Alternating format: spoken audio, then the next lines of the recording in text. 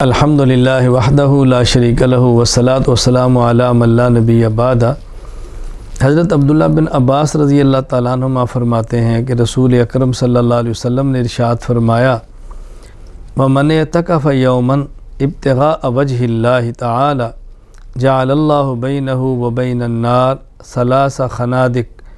كُلُّ خَنْدَقٍ أَبْعَدُ مِمَّا بَيْنَ الْخَافِقَيْنِ۔ رسول اکرم صلی اللہ علیہ وسلم نے فرمایا کہ جو شخص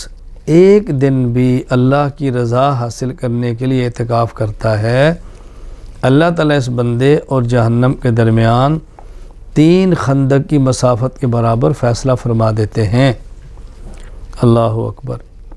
اور ایک خندق کا جو فاصلہ ہے وہ آسمان و زمین کی مسافت سے بھی زیادہ ہے۔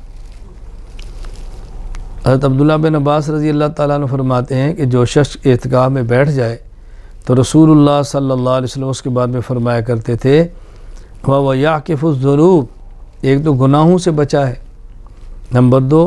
وَيَجْرِي لَهُ مِنَ الْحَسَنَاتِ كَعَامِلِ الْحَسَنَاتِ كُلِّهَا، یہ اعتکاف میں رہ کر بعض وہ نیک اعمال نہیں کر سکتا جو لوگ اعتکاف میں نہیں، جو اعمال وہ کر رہے ہیں، تو اللہ تعالیٰ اس کو اعتکاف میں بیٹھنے پر ان کے اعمال کا اجر بھی دیں گے جو یہ اعتکاف کی وجہ سے اعمال نہیں کر سکا۔ اور حضرت ام المومنین امی عائشہ رضی اللہ تعالیٰ عنہ فرماتی ہیں کہ رسول اکرم صلی اللہ علیہ وسلم کا اپنا عمل مبارک یہ تھا، کان یعتکف العشر الاواخر من رمضان حتی توفاہ اللہ،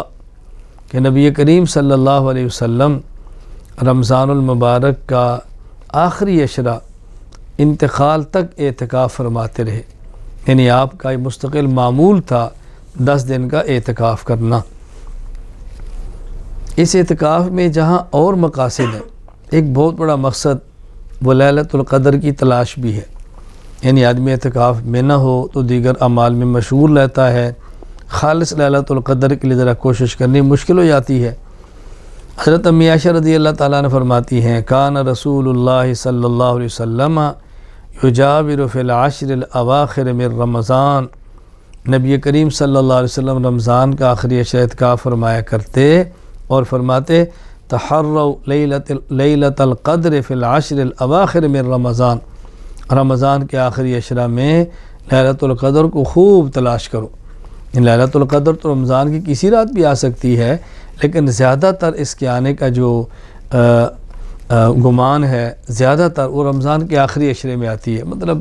کہ ایک مقصد یہ بھی ہے کہ لیلۃ القدر کو بھی تلاش کیا جائے، کیونکہ لیلۃ القدر کے فضائل بہت زیادہ ہیں۔ یہاں یہ بات نشین فرما لیں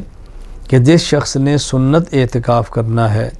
اسے چاہیے کہ رمضان کی جو 20 تاریخ ہے، 20واں روزہ، اس کی افطاری مسجد میں جا کر کرے، یعنی غروب شمس سے پہلے اس کا مسجد میں داخل ہونا ضروری ہے۔ اگر سورج غروب ہوا اور یہ مسجد میں بعد میں داخل ہوا، اب اس کا سنت اعتکاف نہیں ہوگا۔ ویسے نفل اعتکاف بیٹھنا چاہتا ہے، 1 دن بیٹھے، 2 دن بیٹھے، 3 دن بیٹھے، اور ویسے جب بھی آدمی مسجد جائے تھوڑی دیر کے لیے بھی تو نفل اعتکاف کی نیت کر لے، لیکن جو سنت اعتکاف ہے 10 دن کا، اس کے لیے لازم ہے کہ 20 رمضان غروب شمس سے پہلے مسجد میں داخل ہو اور اعتکاف کی نیت کرے۔ نیت زبان سے کرنا ضروری نہیں ہے، بس دل سے نیت کر لینا ہی کافی ہے۔